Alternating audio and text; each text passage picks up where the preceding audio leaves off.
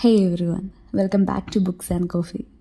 Today I'm sharing a complete 1-month study plan for UGC NET English, fully updated and perfect for anyone who wants to catch up, restart or begin fresh. This plan is realistic, achievable and focuses on the most important areas for both paper 1 and paper 2. So let's begin.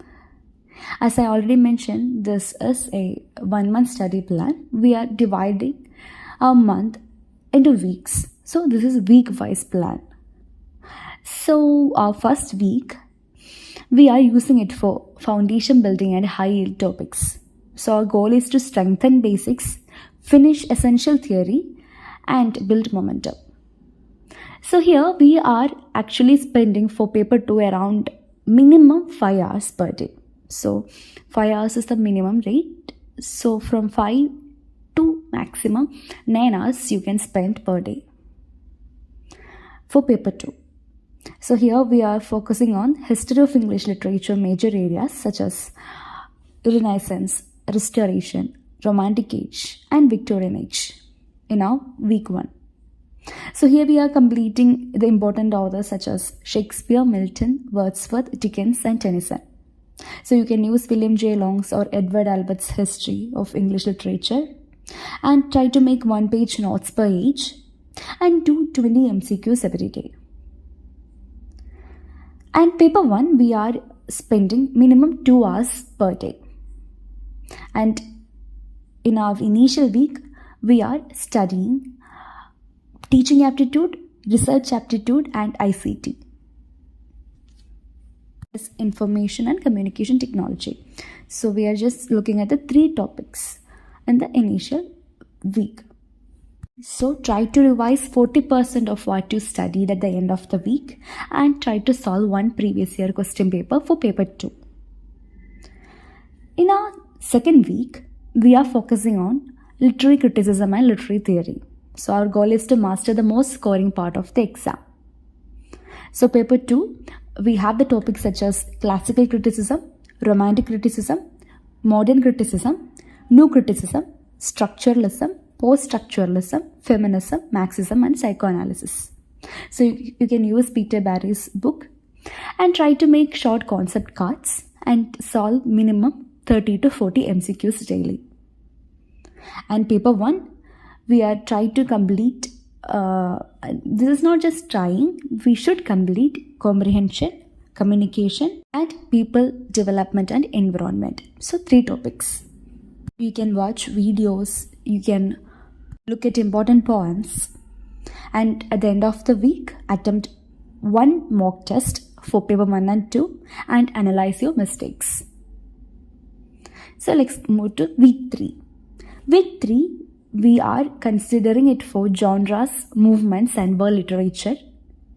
And our goal is to cover everything the exam loves to repeat.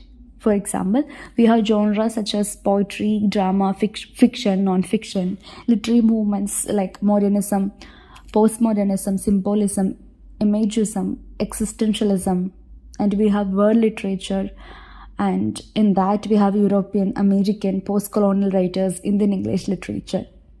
You can use Norton's anthology and watch summaries. Try to watch summaries because we don't have much time to invest or spend in core texts, and try to practice 30 MCQs per day.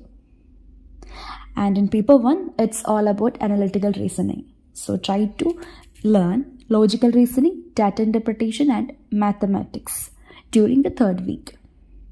So for some people, they don't need to spend a lot of time on logical reasoning or maths or DI, data interpretation. So for them, they can actually revise the previous week's subjects that we already dealt with, like teaching aptitude, communication and all. So at the end of the week, try to solve 3 PYQ papers for paper 2 and revise theory from week 1 and 2.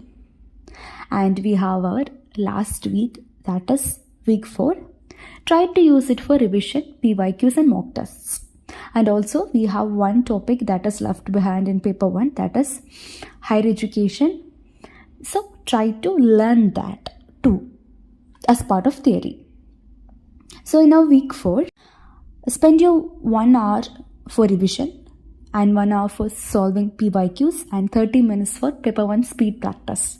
So try to do as many or as much as you can, and try to focus the areas like British literature, repeated authors, literary criticism, theory differences, key terms, important movements and dates, major poems, plays and novel summaries.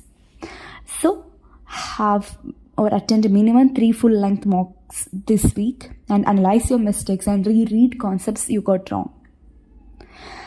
Please make sure you are not doing this mistake that sticking or reading a core test throughout this period. So don't use too many books because we don't have much time. Stick to 1 or 2 core sources.